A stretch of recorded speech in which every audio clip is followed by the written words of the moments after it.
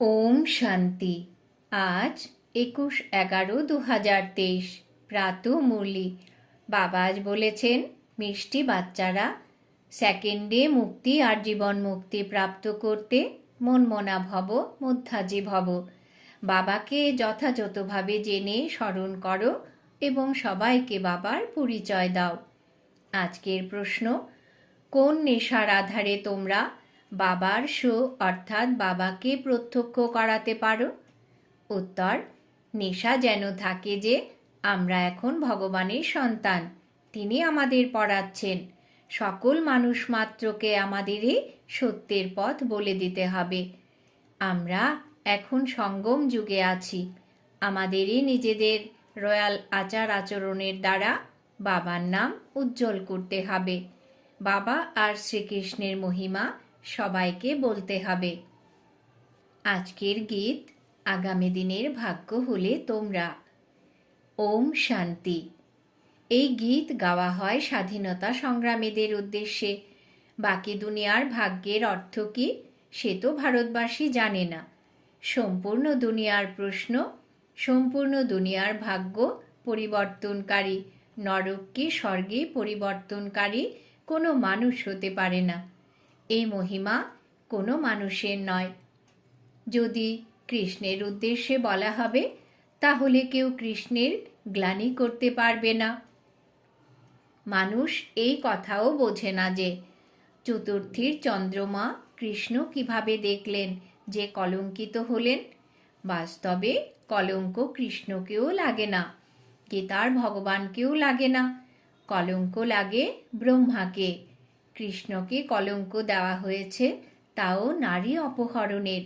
শিব বাবার কথা তো কারোর জানা নেই।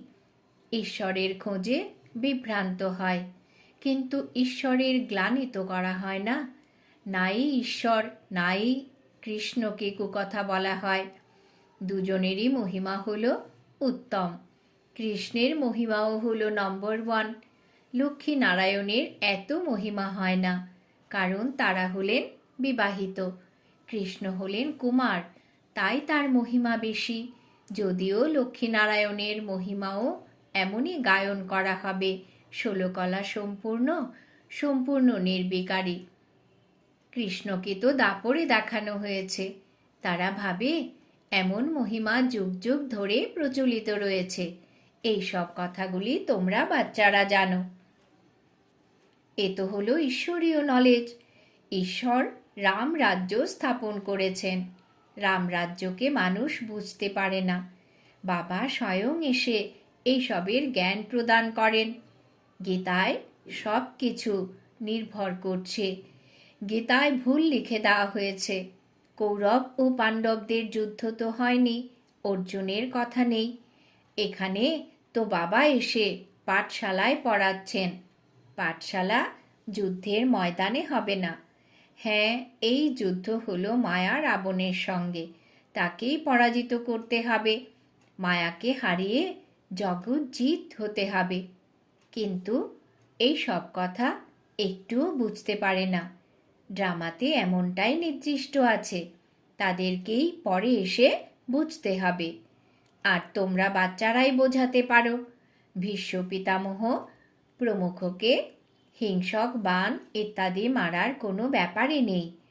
শাস্ত্রে তো কত কথা লিখে দিয়েছে।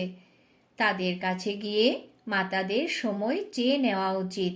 বলো, আমরা আপনাদের সঙ্গে এই বিষয়ে কথা বলতে চাই। এই গীতা গায়ন করেছেন ভগবান। ভগবানের মহিমা আছে। শ্রীকৃষ্ণ তো হলেন আলাদা। এই কথাতেই আমাদের সংশয় আছে। রুদ্র ভগবান ও বাচ, ওনার এ হলো রুদ্র জ্ঞান যজ্ঞ। এই হলো নিরাকার পরম পিতা পরমাত্মার জ্ঞানযজ্ঞ। মানুষ তাও বলে কৃষ্ণ ভগবান উবাচ। ভগবান তো বাস্তবে একজনকেই বলা হয়, তার মহিমা লেখা উচিত। এ হলো কৃষ্ণের মহিমা। এবারে দুইজনের মধ্যে গীতার ভগবানকে। গীতায় লেখা আছে সহজ রাজযোগ। বাবা বলেন, দেহদের সন্ন্যাস করো। দেহ সহ দেহের সর্ব সম্বন্ধ ত্যাগ করে নিজেকে আত্মা ভাবো, মনমনা ভব, মধ্যাজি ভব। বাবা খুব ভালোভাবে বোঝান। গীতায় আছে শ্রীমদ্ ভগবান উবাচ, শ্রী অর্থাৎ শ্রেষ্ঠ, অতএব পরম পিতা পরমাত্মা শিবকেই বলা হবে। কৃষ্ণ তো হলেন দৈবী গুণ সম্পন্ন মানুষ। গীতার ভগবান তো হলেন শিব, যিনি রাজযোগের শিক্ষা প্রদান করেন। যথাযথভাবে শেষের দিকে সব ধর্মের বিনাশ হয়ে এক ধর্মের স্থাপনা হয়েছে।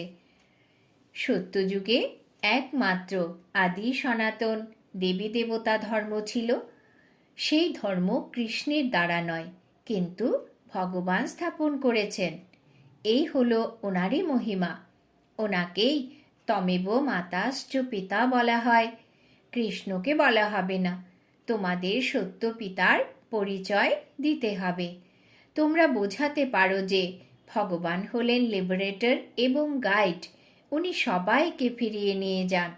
মশার মতন সবাইকে নিয়ে যাওয়া হলো শিবের কাজ। সুপ্রিম শব্দটি খুব ভালো। সুতরাং শিব পরম পিতা পরমাত্মার মহিমা আলাদা, কৃষ্ণের মহিমা আলাদা। দুটি কথা প্রমাণ করে বোঝাতে হবে। শিব তো জনম মরণে আসবেন না, তিনি হলেন পতিত পাবন। কৃষ্ণ তো পুরো 84 জন্ম নেন। এবারে পরমাত্মা কাকে বলা যায়, এই কথাও লেখা উচিত। বেহদের পিতাকে না জানার দরুন অনাথ হয়েছে, দুঃখী হয়েছে। সত্যযুগে যখন সনাথ হয়ে যাবে তখন সুখী হবে। কথাগুলো এমন স্পষ্ট হওয়া উচিত। বাবা বলেন, আমায় স্মরণ করো আর বর্ষা প্রাপ্ত করো, সেকেন্ডে জীবন মুক্তি। এখনও শিব বাবা এমনই বলেন। মহিমা পুরো লিখতে হবে। শিবায় নমঃ, তার কাছে স্বর্গের বর্ষা প্রাপ্ত হয়। এই সৃষ্টি চক্রকে বুঝলে তোমরা স্বর্গবাসী হয়ে যাবে। এবারে যাচ করো, রাইট কি? বাচ্চারা, তোমাদের সন্ন্যাসীদের আশ্রমে গিয়ে ব্যক্তিগতভাবে সাক্ষাৎ করা উচিত। সভা সম্মেলনে তাদের খুব অহংকার থাকে। বাচ্চারা, তোমাদের বুদ্ধিতে কথা থাকা উচিত যে মানুষকে সত্যের পথ কিভাবে বলে দেওয়া যায়। ভগবান উবাচ, আমি এই সাধু সন্ন্যাসীদেরও উদ্ধার করি। লিবারেটর নামও আছে। অসীম জগতের বাবাই বলেন, আমার আপন হও। ফাদার শোজ সন, তারপরে সন শোজ ফাদার হয়। শ্রীকৃষ্ণকে ফাদার বলা হবে না। গডফাদারের সন্তান সবাই হতে পারে, সবাই মানুষ মাত্রের সন্তান হতে পারে না। তাই বাচ্চারা, তোমাদের বোঝানোর নেশা থাকা উচিত। বেহদের পিতার আমরা সন্তান, রাজার সন্তান রাজকুমার। তোমাদের চলন দেখো কতখানি রয়্যাল হয়। কিন্তু শ্রীকৃষ্ণের নামে ভারতবাসীরা কত কলঙ্ক লাগিয়েছে। তারা বলবে, ভারতবাসী তো হলে তোমরাও। বলো, হ্যাঁ আমরাও, কিন্তু আমরা এখন সঙ্গমে আছি। আমরা ভগবানের সন্তান আর তার কাছেই পড়াশোনা করি। ভগবান উবাচ, তোমাদের রাজযোগ শেখায়। কৃষ্ণের কথা হতে পারে না, ভবিষ্যতে বুঝতে পারবে। রাজা জনক ইঙ্গিত দেখেই বুঝেছিলেন, তাই না?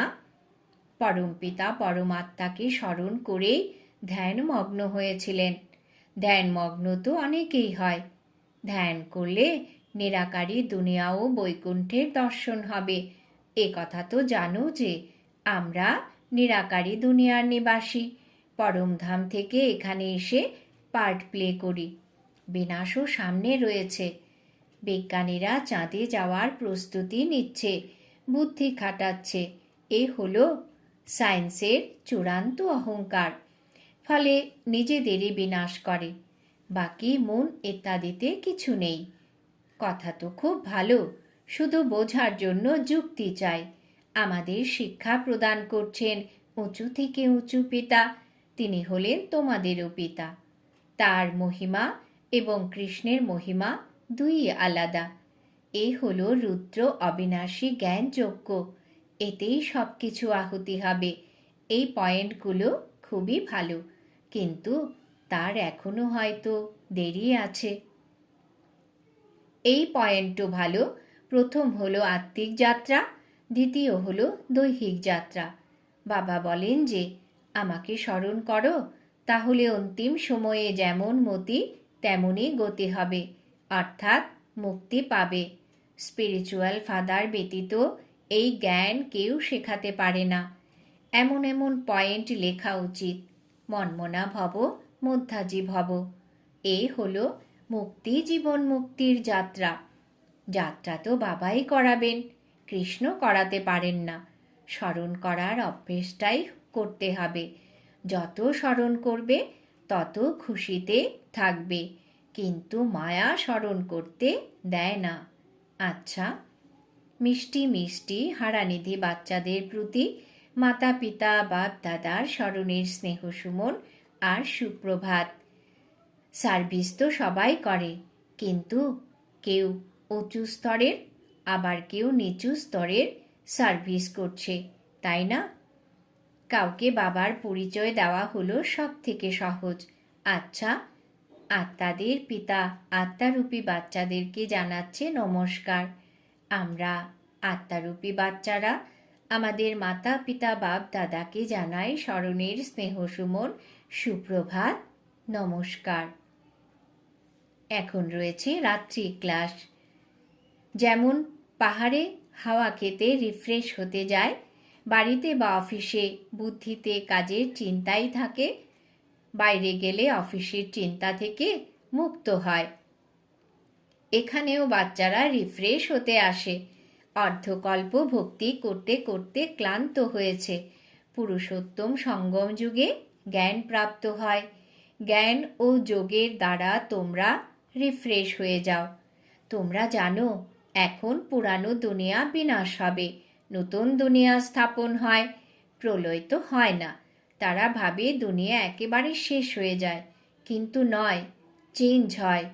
এই হলো নরক, পুরানো দুনিয়া। নতুন দুনিয়া ও পুরানো দুনিয়া কি সে তো তোমরা জানো। তোমাদের ডিটেলে বোঝানো হয়েছে। তোমাদের বুদ্ধিতে বিস্তারিতভাবে আছে, তাও নম্বর অনুযায়ী, পুরুষার্থ অনুসারে। বোঝানোর জন্যেও রিফাইননেস চাই। কাউকে এমন বোঝাও যে চট করে বুদ্ধিতে বসে যায়। অনেক বাচ্চারা জ্ঞানে কাঁচা থাকে, তো চলতে চলতে ভেঙে পড়ে। ভগবান উবাচও আছে, আশ্চর্য হয়ে শোনে, অন্যকে শোনায়ও। তারপর এখানে হলো মায়ার সাথে যুদ্ধ। মায়ার কাছে মরে ঈশ্বরের আপন হয়, আবার ঈশ্বরের কাছে মরে মায়ার কাছে যায়, বাবার কাছে অ্যাডাপ্ট হয়েও পালিয়ে যায়। মায়া খুব প্রবল, অনেকে তুফানে ভেসে যায়। বাচ্চারাও বোঝে হার জিত হয়। এই খেলাটি হলো হার জিতের খেলা। 5 বেকারের কাছে হার হয়। এখন তোমরা জিতবার জন্য পুরুষার্থ করছো।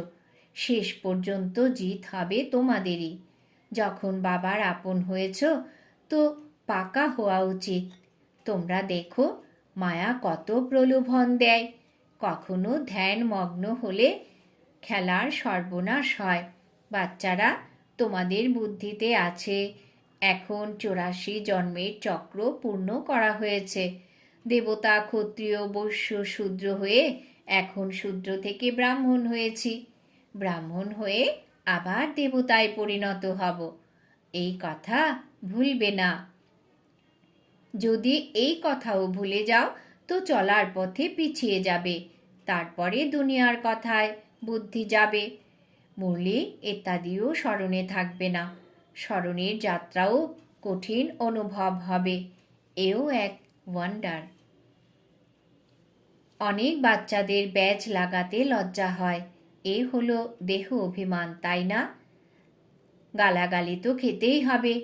কৃষ্ণকে কত কুকথা শুনতে হয়েছে। সবচেয়ে বেশি কটু কথা শুনেছেন শিব, তারপরে কৃষ্ণ, তারপরে সবচেয়ে বেশি কুকথা শুনেছেন রাম। নম্বর অনুসারে আছে।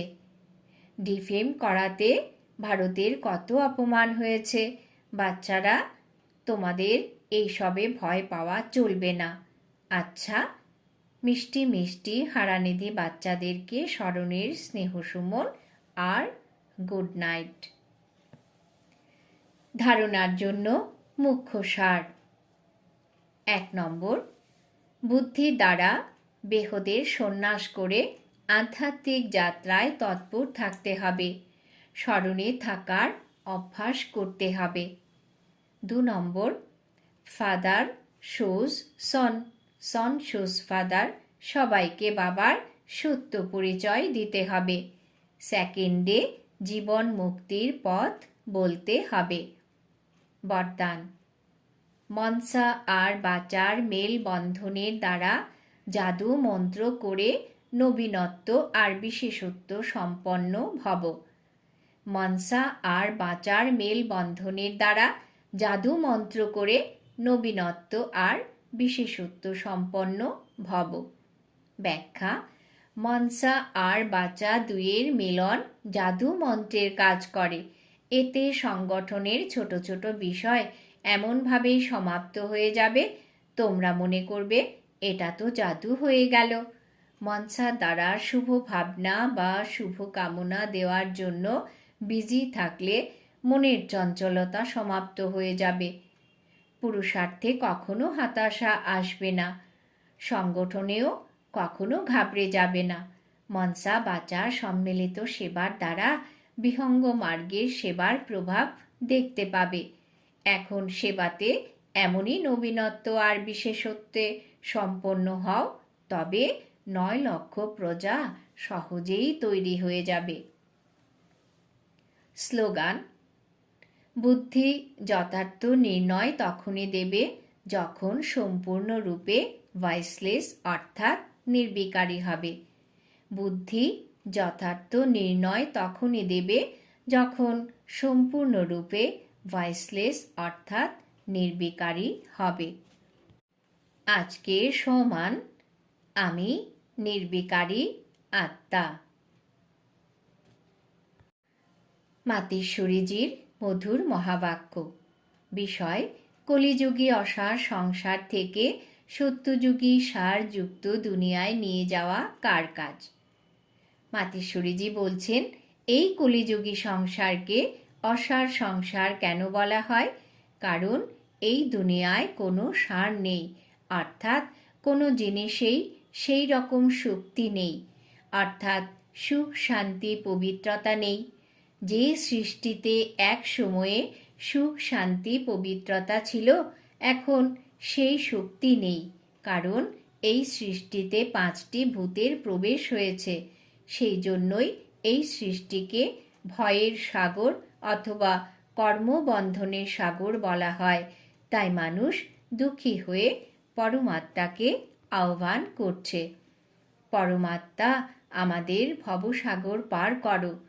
যার দ্বারা এটাই প্রমাণিত হয় যে নিশ্চয়ই কোনো অভয় বা নির্ভয়তার সংসার আছে যেখানে যাওয়ার ইচ্ছে আছে। তবেই এই সংসারকে পাপের সাগর বলা হয়, যা পার করে পুণ্য আত্মাদের দুনিয়ায় যেতে চায়। সুতরাং দুনিয়া হলো দুটি, একটি সত্যযুগী সারযুক্ত দুনিয়া, দ্বিতীয়টি হলো কলিযুগী অসার দুনিয়া। দুটি দুনিয়ায় এই সৃষ্টিতেই হয়ে থাকে। আচ্ছা, ওম শান্তি।